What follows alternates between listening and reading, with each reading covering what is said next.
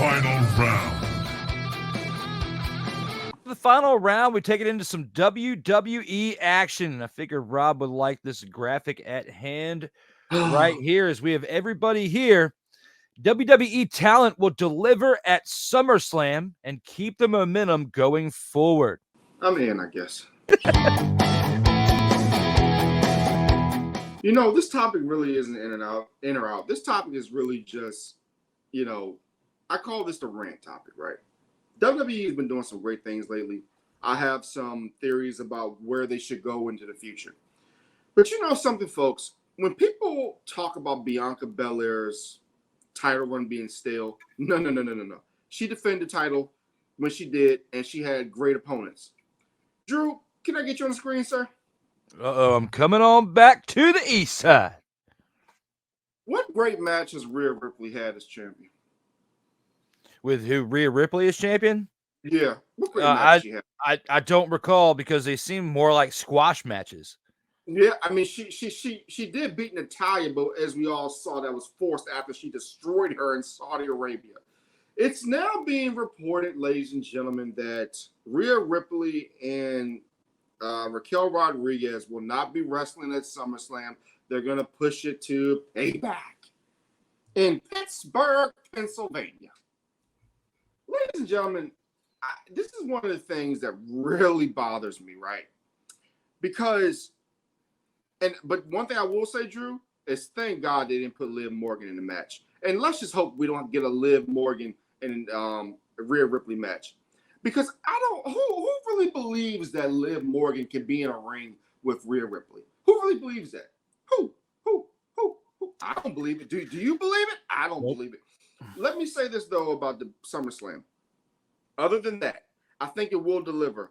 I think that, but this is one thing I do fear, Drew. I fear that that Ronda Rousey is going to get a Brock Lesnar type booing because we all know this is the last time. We all know that she's going back to UFC.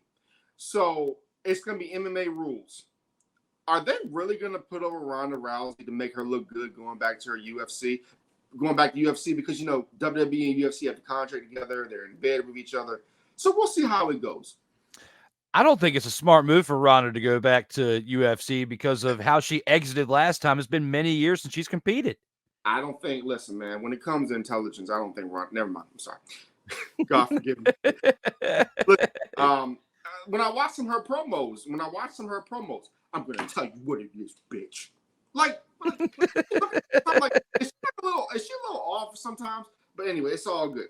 I did like what she said, though, about the pay discrepancy. You know, you got to be able to draw. And one thing I will give Ronda Rousey, she was able to draw, but they gave her they gave her, what do you call it, Drew? They gave her a bunch of cupcakes like they gave Mike Tyson back in the day until she finally came up against somebody that could beat her. But no diss to Mike Tyson. We're just saying.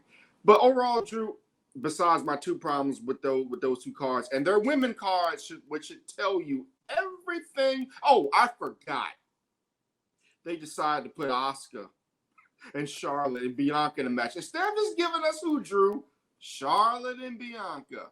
Why is it that every time Asuka becomes champion, they do some stupid crap?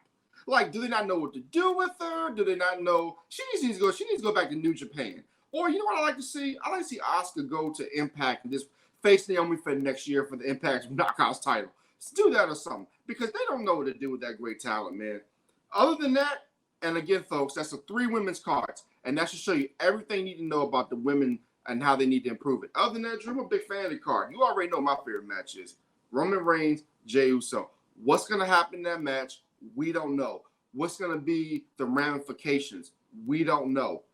But I am hoping that a certain relative shows up. What do you think? Rikishi? No, the other one. The slimmer one. I did it for The Rock. You did it. Remember that back in the day? I did it for The Rock. He sounded such like a robot when he said that, too. I did it for The Rock. I did it for The Rock. Hitting Stone Cold, yeah. I ran over Stone Cold with the car. I did it for The Rock.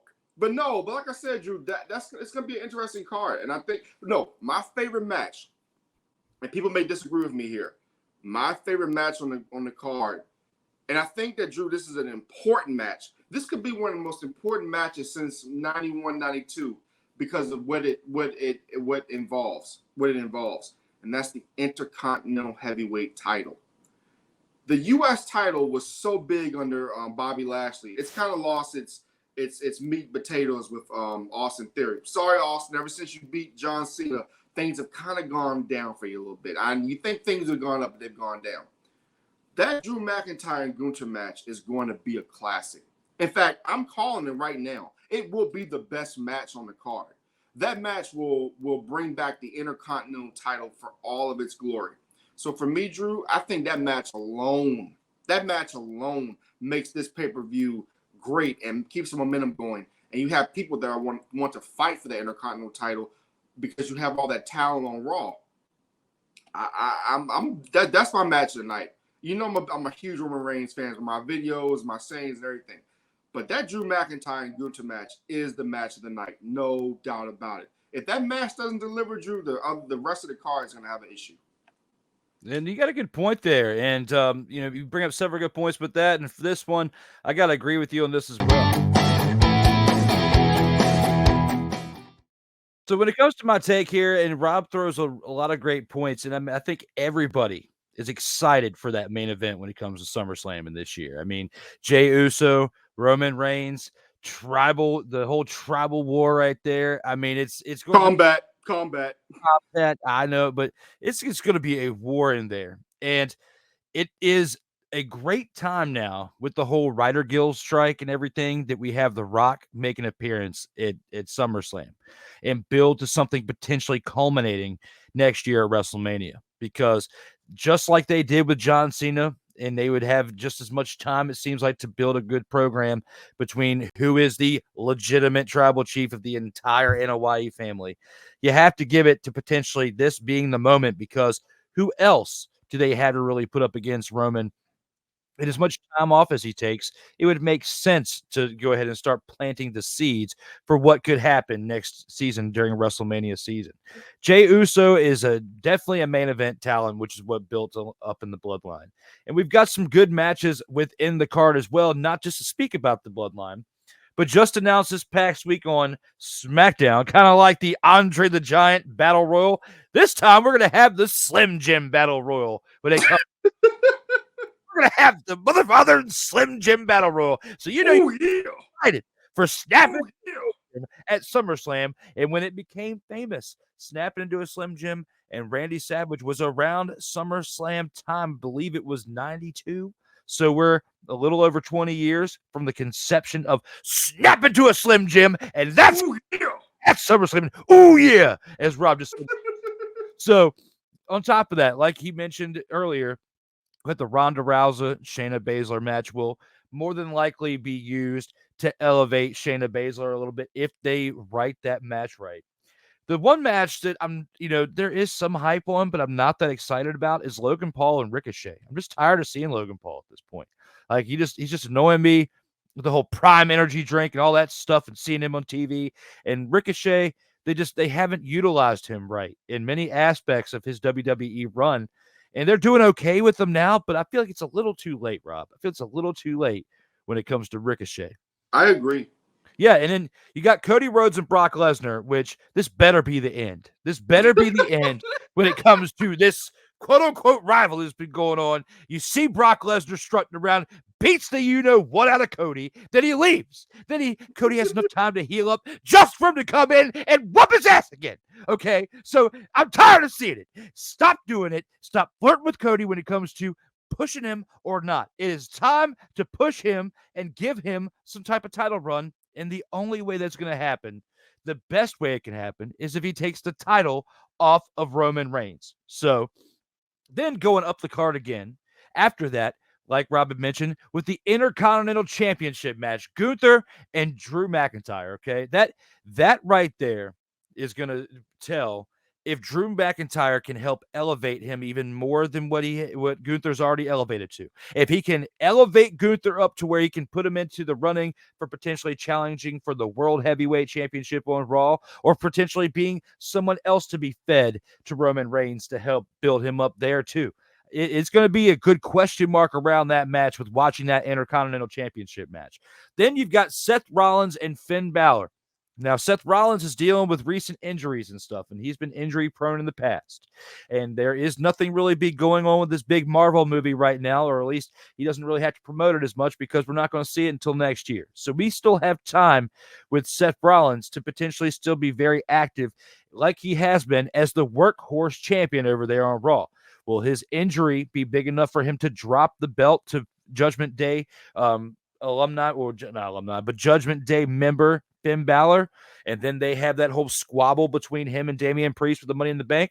It could be interesting to see what they do with that match there. But I feel like Seth's run has been too short to cut at this point. I feel like Seth Rollins is going to take that match right there. And the whole triple threat women's match, like Rob was talking about, bring him back on the screen with that, is an absolute dumpster fire. Whoever wrote this whole situation right here with this whole triple threat match, you got to be a bunch of dumpster pelicans writing this whole thing right here, because it doesn't make any sense. Like Rob said, it should have been Charlotte Flair straight up with Bianca Belair if they would have done it right.